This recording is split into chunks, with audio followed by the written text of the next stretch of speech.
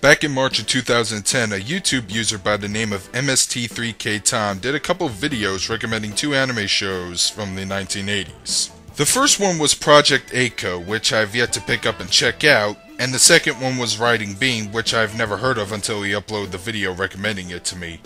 While I did not hear about Riding Bean, I did recognize the main character right away, and it further motivated me to check out the OVA as soon as possible. Where have I heard from him before will be explained after the review at the end of the video. Riding Bean is a one-shot 45-minute OVA written by Kenichi Sonoda and produced by Studio AIC and licensed by Animego. The story follows Bean Bandit, aka the Roadbuster, a courier in Chicago, Illinois that works for the opposing side of the law and helps deliver criminals to escape from the police in his car or deliver goods, all for a hefty price. After his recent job, Bean ends up getting framed for kidnapping Chelsea Grimwood, the daughter of George Grimwood, who runs Chicago's wealthy Grimwood conglomerate. So Bean and his partner, Raleigh Vincent, have to lose the cops on their trail, deliver the daughter back to Mr. Grimwood safely, get revenge on the real kidnappers, and acquire the $2 million the kidnappers were planning to escape with. Overall, it's a very simple story for what's supposed to be an action-oriented OVA, and really that's okay. Three things that really make this OVA shine for me is the art style, the animation, and the protagonist Bean Bandit himself. Bean Bandit is awesome and one of the manliest badasses I have seen in an anime. His car, a red Chevy Corvette, is practically indestructible and can even drive sideways. He also wears a Kevlar-coated jacket and headband to prevent being wounded or killed from gunfire. He is super strong, he uses throwing knives over guns, and he can shoulder tackle oncoming cars.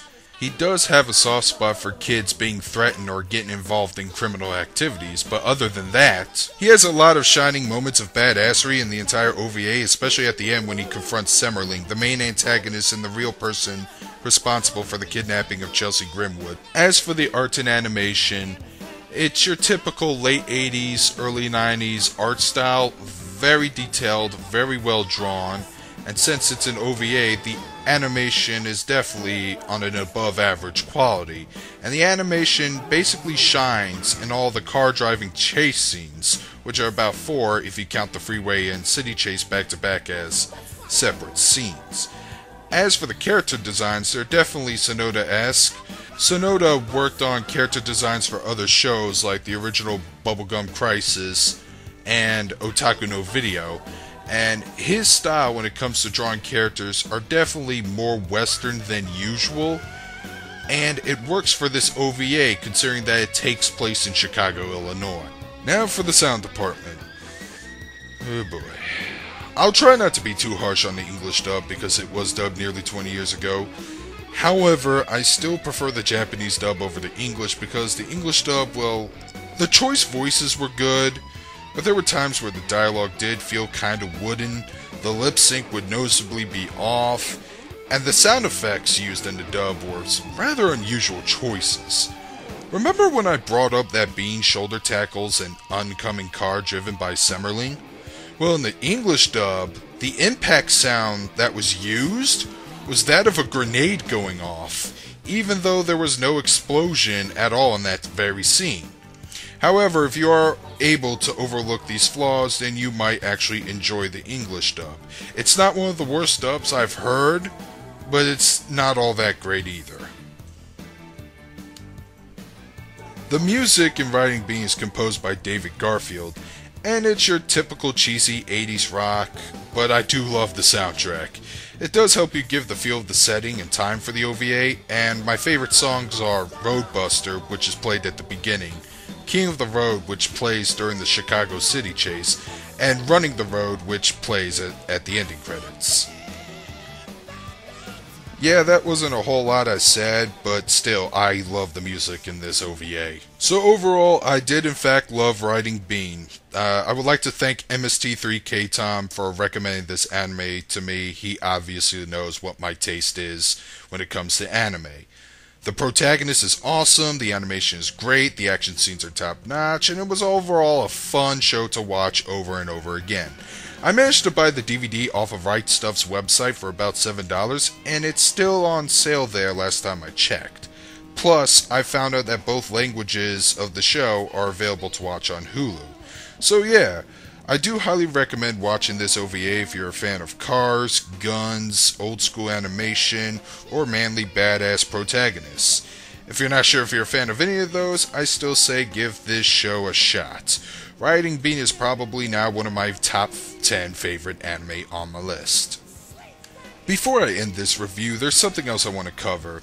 Originally, Riding Bean was planned for a TV series, but it never happened due to a fallout between Toshiba Imai and the series creator Kenichi Sonoda. So does that mean Sonoda has abandoned the character of Bean Bandit?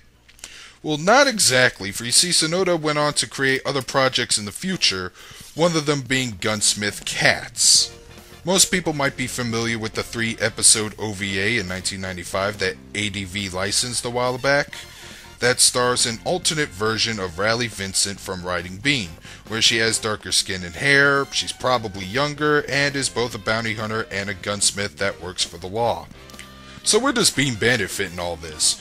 Well, he's actually a recurring character in the manga of Gunsmith Cats, and that's where I recognize Bean in the first place, and his character, appearance, and traits are virtually unchanged in the manga, save for his relationship with Raleigh.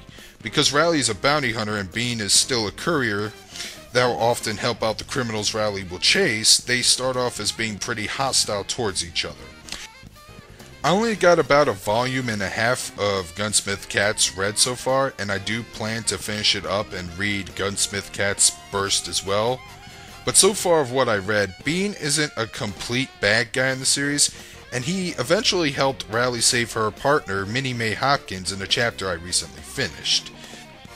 So Bean Bandit managed to stick around just in another series. And really, that's actually pretty cool. Glad the character didn't disappear altogether, because I still consider it to be like one of the top 5 greatest male anime characters I've seen. So I hope you enjoyed this review and this little extra information about Bean Bandit and Gunsmith Cats. So with that said, this is Darkscream217 signing out.